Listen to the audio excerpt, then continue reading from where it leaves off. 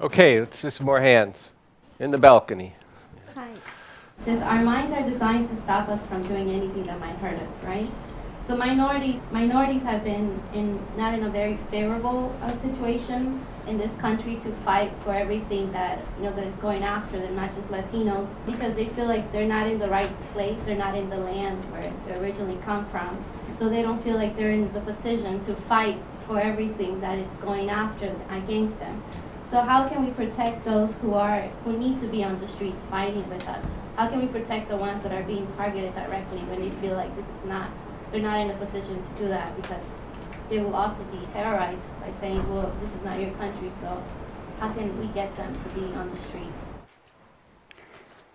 Okay, well, that's another important question. I mean, and it's a complicated. The situation is complicated. People, as I was saying earlier, there are real consequences for people in standing up, even against their own oppression. There are real consequences. It can always get worse. And people, for example, who are undocumented, are very vulnerable now.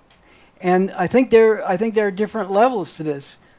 One, all these different outrages are things that everybody has to be outraged about, not just the people who are most directly affected. This is an important thing we have to struggle with. When as I said, this idea that, well, maybe I can avoid the horrors happening to me and my loved ones and those I most care about is deadly, and will be the death of any real movement that we need. So there needs to be a struggle with everybody, and people have to learn that, and this is a subject of struggle too, that, just because you don't get, you don't get immediate results doesn't mean you should stop. Like in this country, in the recent decades, oh, by the way, I wanted to say one other thing I forgot to say about your question in the media. Let me say this before I forget. Social media, that's very important too. Let's get all over social media and break through in that way. I just wanted to, in addition to all the other things about the media that were raised. But, people have to be, oriented that if something is important, you have to keep on struggling for it. This is a land where we're conditioned for, short attention spans and immediate gratification. That's a problem that has to be struggled with. And what am I referring to? Well, the original travel ban came out from Trump. And, there was a really good response where thousands of people went to airports and protested. That was really good. But then people get worn down. Trump didn't say, oh, well, people protest, so I guess I shouldn't have a travel ban. He's determined to have this travel ban. So he keeps reshaping in different forms, and there's things go on in the courts, and he reshapes it. Now he's got another one, and unfortunately, when he came out with a slightly, altered version that didn't have everything bad that was in the first one, then there wasn't the same kind of outpouring that there was initially. Well, this is something that we have to break through on with people. That's the point about sustained resistance. So there were good sentiments, and there was a good outpouring of people who weren't directly involved. Overwhelmingly, people went to airports were not Muslims or from the countries affected. The same thing has happened around DACA. The same thing has happened around deportations. People have protested, but it's not enough to protest once. This has to be sustained. Put it this way: if something was outrageous and you protest and it doesn't stop, it hasn't gotten less outrageous. Mm-hmm. So therefore, you have to, we have to win people. That you have to keep. You have to keep moving around this. But that's where the point comes in about if you don't drive out the regime, as important as different fronts of resistance are, you're just fighting ultimately a losing battle on all these different fronts because they have maintained the initiative and this regime is still in power. So you have to sustain the resistance, but it has to be geared and directed toward what will deal with all of this, because there's a whole package of things. I spoke to it in the very beginning of my remarks. There's a whole package of things they're doing all at once, And it does feel overwhelming to people. But, we have to win people, to see the need to, to both sustain resistance, but more than that, and, crucially, to actually direct all of that toward driving out this regime, beginning with, November 4th, and moving and sustaining. Now, to go back to the question more directly about people who are vulnerable, I think that there's a two-pronged answer, or an answer on two levels. One is what I've been talking about. Other people have to get involved, and other people have to take this who are not directly affected in this or that thing, including deportations, have to take the stand that this is intolerable and we won't allow it. That's one thing that has to happen. Look, as long as the regime's in power, you're not going to be able to win on that, But you have to have that orientation. It's intolerable, and since it's intolerable, we're not just going to sit by and complain. We're actually going to, have the stand that we're not going to allow it. The other thing is that the right tactics have to be developed so that people who are directly affected but have, potentially high price to pay for getting involved can get involved. Because, we can't, here's the problem, to put it really honestly. We cannot protect people from what the people in power are intending to do to them other than by driving out the people in power.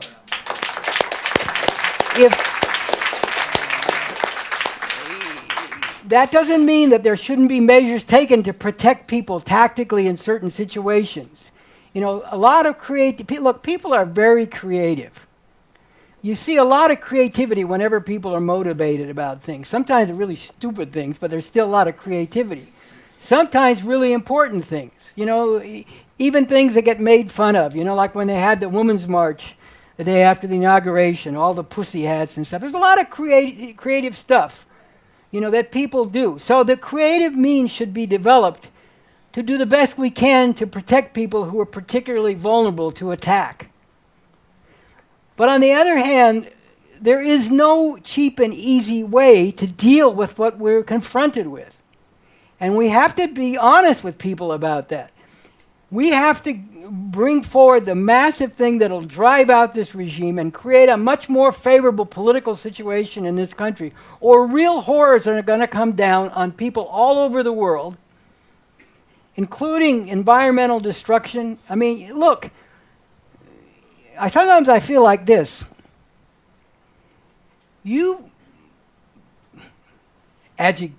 Expletive, people who voted for Trump, okay, you want to vote for Trump.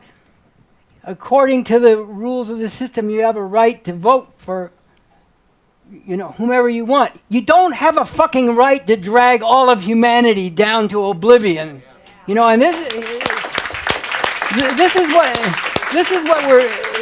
is what we're dealing with here. And so this is what we're confronted with. And we have to do our best to protect each other, and not just in a narrow little small group way, but in thinking in terms of thousands and millions.